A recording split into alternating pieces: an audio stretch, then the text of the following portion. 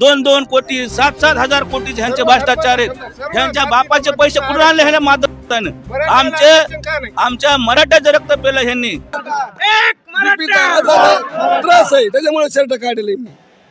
हे आपलं शायनिंग म्हणून नाही काढलं, बोलता येत नाही मला, इतका कसा बसलेला आहे, बीपीचा आजार आहे, दम्याचा बी। इतकी तब्येत खराब असून सुद्धा तुम्ही पाटलांसोबत माझ्या लेकरासाठी पाटील एवढं करू शकतो मराठ्यासाठी, मी का नाही करू शकत? मेलं तरी अडचण नाही, पण आरक्षण घेऊनच जाणार।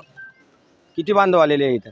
इथं आमच्या शिराजीतून जवळपास 300-400 लोक आलेले। एवढा तालुक्यातून एक बारीक गाव आहे आमचं, त्यातून 300-400 लोक आलेले, 25 गाड्यात आमच्या सगळ्या।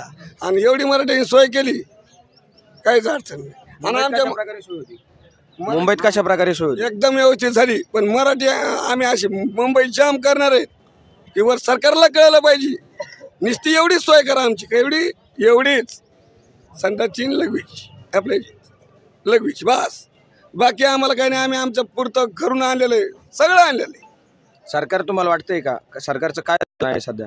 सरकारला आम्ही मान्यच करायला लावू, आरक्षण द्यावाच लावू, नाही तर आम्ही जाणारच नाही आरक्षण घेतल्याशिवाय मुंबईत। कालची सभा जी झाली त्यानंतर पाटलांनी पत्रकार परिषद घेतली, त्यामध्ये पाटील थोडे अस्वस्थ वाटत होते का?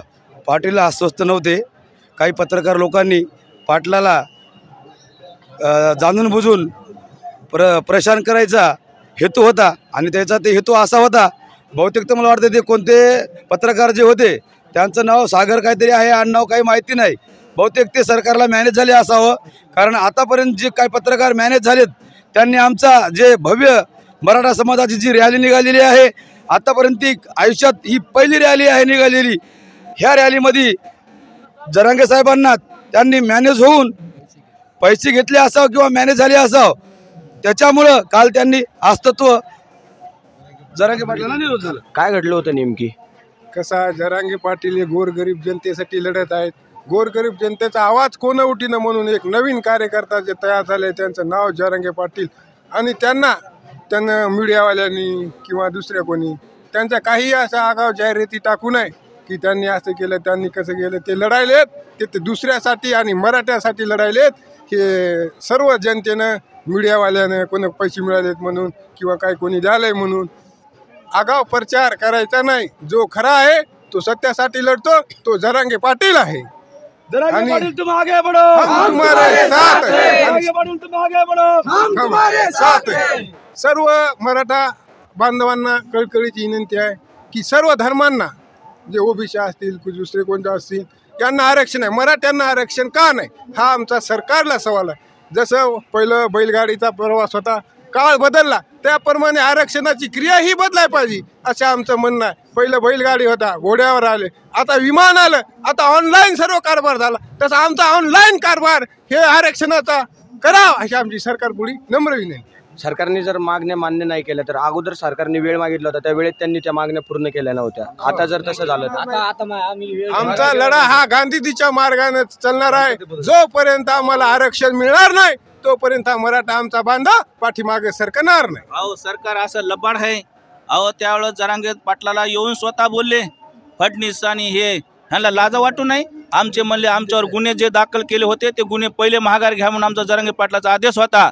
बाबा आमच्यावर हे अत्याचार झाला, जाणून बुजून एक तर तुम्हीच केला, आणि तुम्ही करून आमच्या गोरगरीब लोकांना तुम्ही जेलमध्ये घातलं, त्यांचे पहिले गुन्हे माघार घ्या म्हणून असं ह्यांनी तोंडी येऊन लेखी येऊन आश्वासन दिलं, तरी पण आणखीन ते गुन्हे माघार घेतले नाहीत।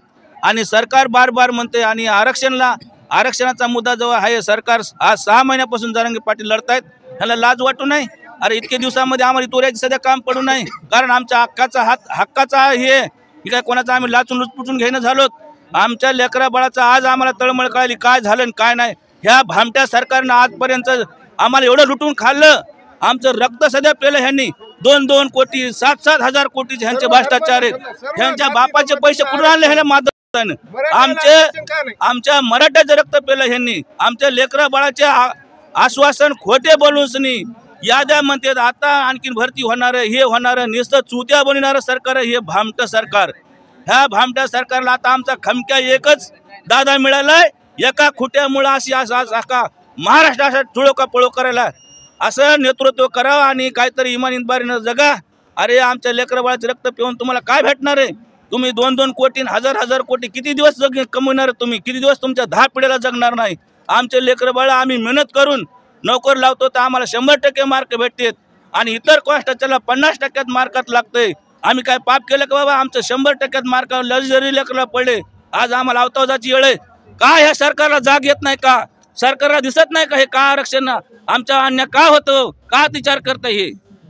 आणि एवढं बोलून आमचं सरकारनं बाबा हात जोडून विनंती आहे, आम्हाला तात्विक गडबडीनं आजच्या आज आम्हाला आरक्षण द्यावं. आमचे पाटील आता आदेश चालू आहे, लाईव्ह चालू आहे. कोणतरी येतात भामटे आणि त्यानं ते काय नाव ते सागर म्हणणारा असे कोणतरी मीडियावाले येतात, प्रचाराचा अपप्रचार करतात. ह्या बैमानाचे 2-2 कोटी 700 कोटीचा भ्रष्टाचार काढा साले आधी बाहेर. आणि तुम्ही आमच्या मराठ्याचा एक येऊन काहीतरी प्रश्न विचारून आमची बेबनाव करतात. हे असं चालणार नाही. मीडियावाल्याला सध्या चालणार नाही. मीडियावाल्यांचे सत्य बाहेर आहे ना. अरे भामटे हो, तुम्ही त्याचे पैसे घेता, दलाले खाता आणि घरात बसून काहीतरी खोटं आश्वासन देऊन खोट्या भूमिका करून तुम्ही आम्हाला चुत्या बनवतात. ह्यांचे भ्रष्टाचार आता किती ते काढा बाहेर. एका माणसाला भ्रष्टाचार म्हणून कोणाच्या मागे इडी लावतात, कोणाच्या मागे शिडी लावतात. अरे शेतकऱ्यांनी काय केलं? तुमच्या शिड्या इड्या गंगत फेकून द्या आणि आम्हाला खरा न्याय द्या, आरक्षण द्या आम्हाला तुमचं. तुम्ही आमचं आम्ही बघू आता काय होईल ते होऊन.